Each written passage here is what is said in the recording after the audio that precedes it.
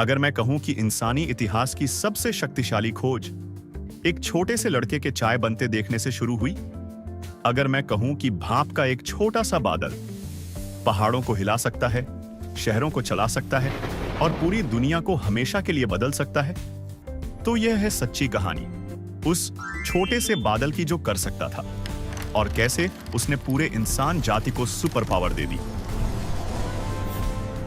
लेकिन चलिए शुरुआत करते हैं कहानी की जड़ों से।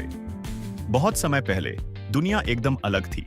न तो कारें थीं जो सड़कों पर दौड़ती, न ट्रेनें जो घाटियों से गुजरती और न ही बड़े बड़े कारखाने जिनकी चिमनियों से धुआं निकलता था। लोग अपने हाथों और जानवरों की ताकत से काम करते थे। घोड़े भारी गाड़ियां खींचते, पानी के पहिए नदियों के किनारे धीरे धीरे घूमते, पवन चक्कियां बस तब चलती जब हवा बहती। लेकिन एक बड़ी मुश्किल थी, अगर हवा रुक गई, अगर पास में नदी नहीं थी, अगर घोड़े थक गए, कोई बेहतर तरीका होना चाहिए। एक बूढ़े खान में काम करने वाले ने कहा, हमें ऐसी चीज चाहिए जो कभी न थके, कुछ जादुई।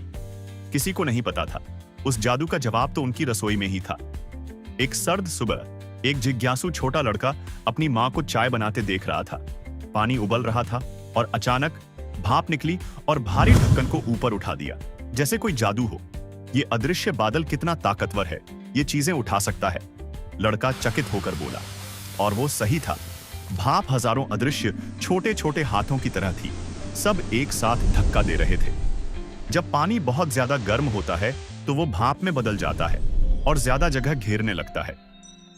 पूरी दुनिया में होशियार लोग इस रहस्य को देख रहे थे। वे सोचते, अगर भाप एक ढक्कन उठा सकती है तो और क्या कर सकती है। इंग्लैंड में एक बड़ी समस्या थी। कोयले की खदानें पानी से भर जाती थीं। जितना गहराई में खुदाई होती उतना ही पानी अंदर आता। उन्होंने घोड़ों से चलने वाले पंपों का इस्तेमाल किया, लेकिन वह काफी नहीं थे। फिर 1712 में एक होशियार लोहार थॉमस न्यूकॉमन को एक शानदार विचार आया। अगर हम भाप की ताकत से पानी निकालने वाला पंप चलाएं तो, उसने सोचा। उसका जादुई इंजन इस तरह काम करता था। आग से एक बड़े बर्तन में पानी गर्म किया गया, भाप सिलेंडर में भरती और पिस्टन को ऊपर धकेलती। फिर ठंडा पानी छिड़का जाता, जिससे भाप गायब हो जाती। इससे खाली जगह बनती और पिस्टन नीचे खींचता, ऊपर नीचे और पानी खदान से बाहर निकलता। ये सफल हुआ, खदानें बच गईं, लेकिन न्यूकॉमन का इंजन एक भूखा दैत्य जैसा था। इसे लगातार चलाने के लिए बहुत सारा कोयला लगता था। कई साल बाद 1765 में स्कॉटलैंड का एक आविष्कारक जेम्स वॉट न्यूकॉमन के इंजन का छोटा मॉडल सुधार रहा था। तभी उसने कुछ जरूरी देखा। अरे रुको, उसने कहा, यह इंजन तो बहुत सारी गर्मी बर्बाद करता है। हर बार जब सिलेंडर ठंडा होता है फिर से गर्म करना पड़ता है। ये तो ऐसा है जैसे आप कुकीज बनाते समय बार बार ओवन को ऑन ऑफ कर रहे हो। तो होशियार जेम्स वॉट ने कुछ नया बनाया, एक अलग कंडेंसर। अब मुख्य सिलेंडर गर्म बना रह सकता था, जबकि भाप किसी और जगह ठंडी की जाती, जैसे किसी गर्म रसोई के बगल में एक अलग ठंडी कमरे की व्यवस्था हो। इससे इंजन 3 गुना ज्यादा कुशल हो गया। अब इसे कम कोयला चाहिए था और यह बहुत बेहतर काम करता था। 1775 में वॉट ने एक व्यापारी मैथ्यू बोल्टन के साथ साझेदारी की और दोनों ने मिलकर दुनिया के सबसे अच्छे स्टीम इंजन बनाए। और फिर धमाका हो गया। कारखानों ने अपने मशीनों को स्टीम इंजनों से चलाना शुरू किया। कपड़ा पहले से कहीं तेजी से बनने लगा।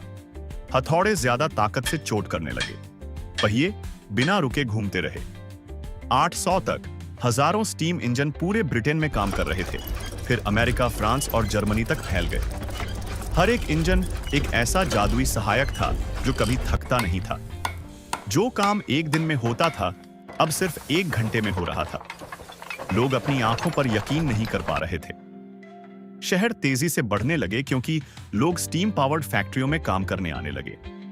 यह था औद्योगिक क्रांति की शुरुआत, जब दुनिया धीमी और शांत से तेज और व्यस्त हो गई। लेकिन स्टीम इंजन की चौंकाने वाली कहानियां यहीं खत्म नहीं हुई। होशियार आविष्कारकों ने सोचा, अगर भाप एक जगह मशीनों को चला सकती है तो क्या ये चलती हुई मशीनों को भी चला सकती है। 1925 में दुनिया की पहली यात्री रेल चलाई गई। लोकोमोशन नाम की स्टीम इंजन ने डिब्बों को खींचा, जिनमें लोग बैठे हैरान थे, पूरे 15 मील प्रति घंटे की रफ्तार से। जल्द ही स्टीम ट्रेनें पूरे देश में दौड़ने लगी। अमेरिका में तो एक रेल लाइन अटलांटिक महासागर से पैसिफिक महासागर तक बनाई गई। भाप ने दुनिया को छोटा बना दिया। भाप ने तैरना भी सीखा।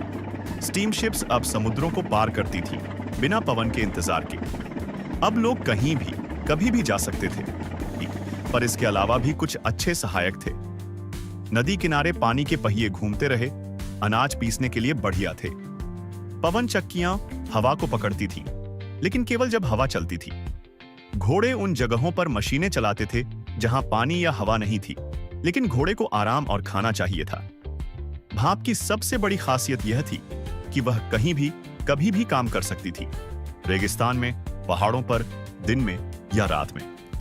बस चाहिए होता आग और पानी। समय के साथ भाप इंजनों ने और भी अद्भुत चीजें बनाना सिखा दिया।